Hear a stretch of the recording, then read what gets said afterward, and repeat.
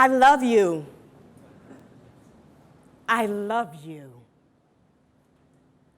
3 little words that we do so much to hear.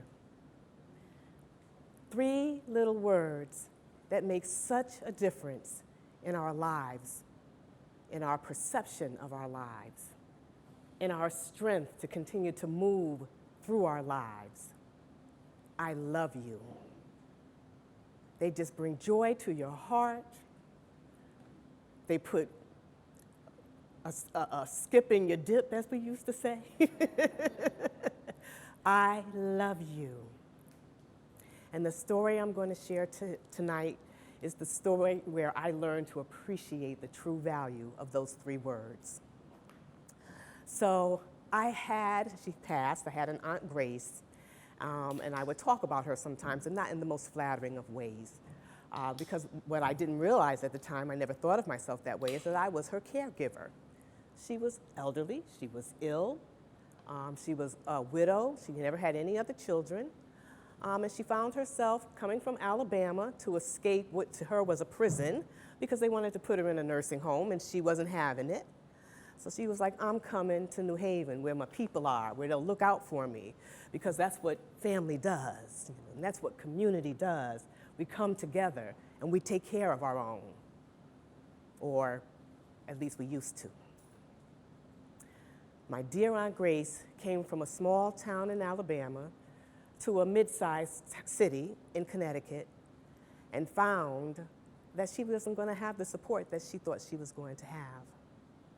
And as large as my family is, you could count on one hand the people who were there to support her.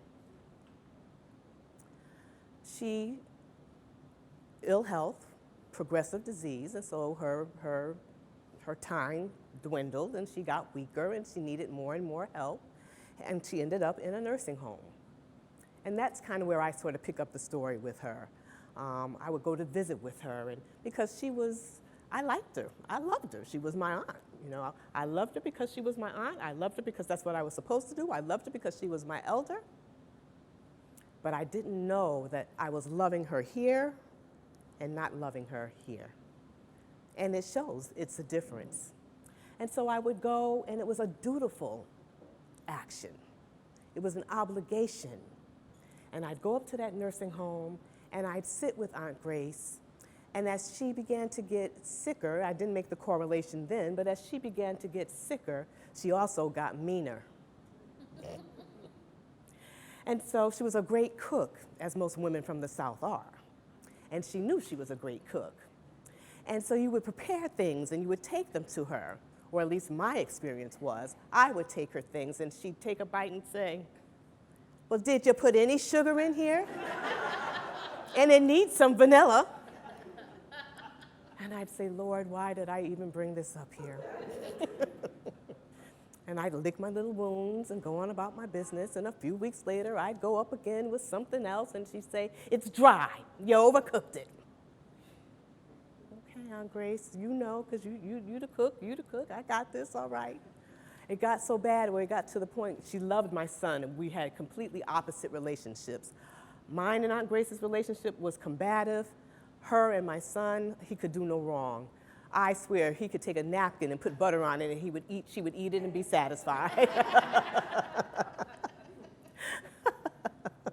So it got to the point when I wanted to take something up, I would have to send it with the message, don't tell her it came from me. Because as long as she thought it came from somewhere else, she seemed to be all right with it.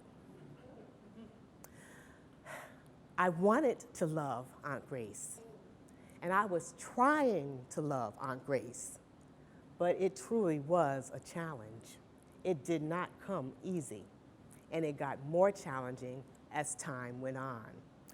She became so bad and so predictable in the badness that I knew if I stayed over 30 minutes, I was setting myself up for a takedown. I knew it. I could look at the clock, I could hear the change in her conversation, and I would look at the clock and I'd be like, oh, stayed too long, 35 minutes. Well, why'd you come? You're getting ready to leave already? Why'd you waste the time coming up already? You just got here. Yeah, and you're just about to light into me. I don't want it, I'm out. And that was the nature of our relationship. And there were times, because I had siblings who would occasionally go up to visit, and there would be times when I would go home and I would call them and I would say, I'm done. I've had it. Tag, you're it. I'm not going back no more. But I had gotten instructions from above, and I had no peace when I did not go. And so I would have to swallow my pride. I would have to lick my wounds, and I'd go back up and I'd see Aunt Grace. I remember going up one time and I'd gone to the hairdresser, and ladies, if you know, if you've gone to the hairdresser and whatever it is that they do to your hair, when they do it, it is done. And this particular time, she chose to part my hair down the middle. I've never done that. I've never worn my hair that way. Don't know why she decided to do it like that. But once they part it, it's parted. And you can do anything you want to try to fix that. Good luck to you. I went up to see Aunt Grace one particular day after this parting of the hair. And I went and I sat at the foot of the bed, as was my habit, and I could see her. I was like, I don't know what she's getting ready to do, but I know it's coming. And we talked a little bit and exchanged pleasantries, and then she finally said, your hair, it's not becoming. Thank you. Thank you very much, Aunt Grace. And I went through this for years. So this was not a 2-month deal or you know, a 12-week deal or even a 2-year deal. I went through this for years with her. And one afternoon, I knew it was time for me to go and see Aunt Grace. And so I bolstered my strength. I kind of rehearsed, you know, the conversation in my head. You know, how long was I going to be able to stay before she was going to say something that was going to hurt my feelings? Let me go up here and do this and get it over with, because it was a duty, it was an obligation, it was a responsibility. I wanted to honor her because she had been there for us all those years. She would come from Alabama and we would put her to work because she was a good cook. And so we'd put her in the kitchen. Pound cake, yes ma'am. Chocolate cake, 3 layers, please. Divinity, bring it on.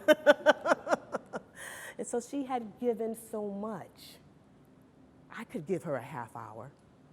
I could do that. I could suck it up for a little while. And I went in this particular day, and I sat with her, and we talked. And I looked at the clock. It'll be 30 minutes. Reached down to get my bag, put it on my arm. I'd learned through experience that Southern women had a respect for husbands and marriages that we don't have anymore today. And so I could say to her, I need to go home because, you know, hubby gonna be home looking for that dinner and I need to get it going. And I could leave then without a whole lot of retaliation. It's what it felt like. And, oh, what are you gonna cook? And I would tell her, and oh, that sounds good. How are you gonna prepare it? And I would tell her, that sounds real good. And I'd say, okay, well, you know, let me go on and, you know, get this dinner going. So I had prepared my little, you know, got my little bag, and I was ready to give her my excuse. And I said, Auntie, I'm gonna go ahead now and do this. And she said, okay, and she put her hand out. Well, somewhere in the course of time, we had to develop the habit of praying with one another. In fact, I had gotten my instructions, and the instructions had said, pray with her. And I said, pray with her, not for her? And I like words, and so the difference was monumental for me, you know. I could pray for her anywhere. I had to be with her to pray with her, and I didn't want to be with her. And I was like, oh my God. So I had gotten in the habit of praying, and if I looked like I was going to leave that room without a prayer, that's what she would do. And so I'd go over and take her hand, and I'd pray with her, and I'd say, okay, Auntie, everything's good. All right, let me go ahead and do whatever it is that I needed to do.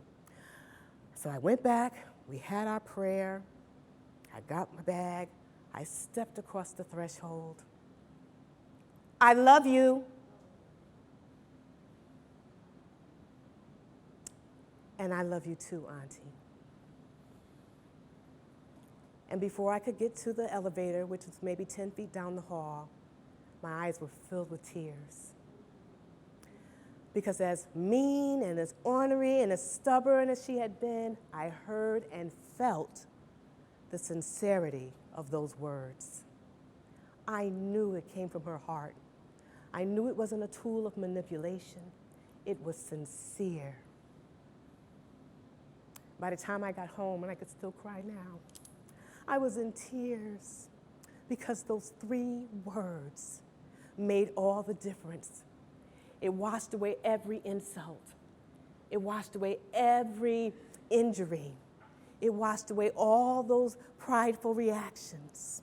It washed it all away because it was pure and it was sincere. We don't say those things to one another anymore. In fact, we live in a society today that if you say, I love you, you're at risk of being locked up somewhere. Somebody wants to arrest you for harassment or something. You can't even express love freely today. But I was so grateful for hearing it from her that day. Now, I have to tell you, it didn't change anything. I have to tell you the truth. Circumstances stayed the same.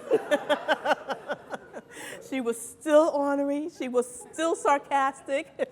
She still gave me the look to see what she was going to put the bullseye on. But it didn't have to change circumstances. It had to change me. And it did. It made me stronger. It gave me patience. It made me appreciate. It made me consider. It made me thankful. And it made me grateful that whatever else happened, I knew that underneath it all, she did love me. I had always known it here, but now I knew it here. It wasn't long after that she went on to be with the Lord. I was blessed to be there, not when she actually passed, but they called that morning and said that they had found her unresponsive. Somebody should come over. We don't know what happened, and we don't know how long she's going to be around, but somebody should come. Well, I knew that was going to be me. And so I got up, and I went. I called the family, told them what they had told me, and I said, if you want to see her, you need to come on up. And a couple did. I sat with her. I felt helpless. I didn't know what to do. It was strange, I had gotten used to the back and forth. I had gotten used to the tension. I'd gotten used to the friction. And now she laid there simply moaning in pain. And then I remembered how I would read the scripture to her. And I remembered how I would pray for her. And I remembered how she even wanted me to sing. And trust me, I am not a singer. And I started to think about my favorite hymn, and it was a song we had shared together, I Need Thee. And I began to sing, I need thee, Lord, I need thee. And this dry, cracked voice joined in with me. Every hour I need thee.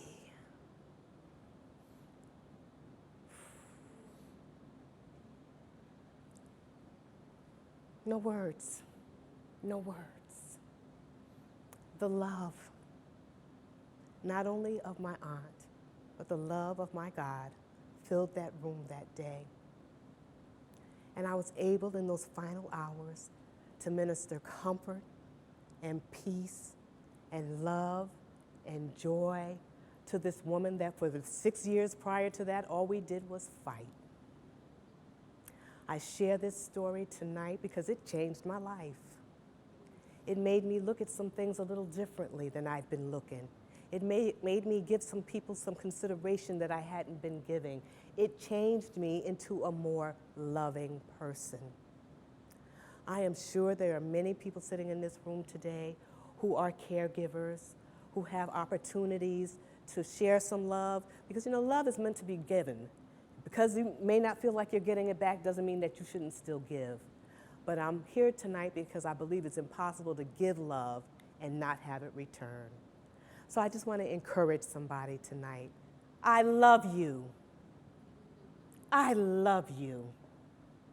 And that's my story. and I'm sticking to it.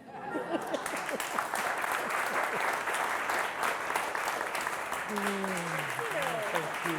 Would you take questions?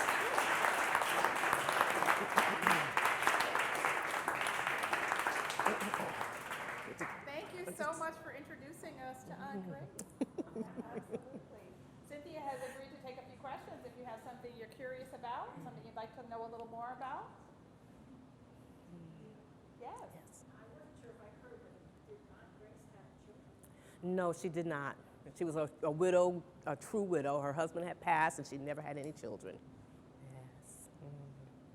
Yes, ma'am. Not a question. I just want to say thank you. It was a beautiful story, beautifully told. Bless you. Thank you. Thank you. Yes. Yes. Thank you all.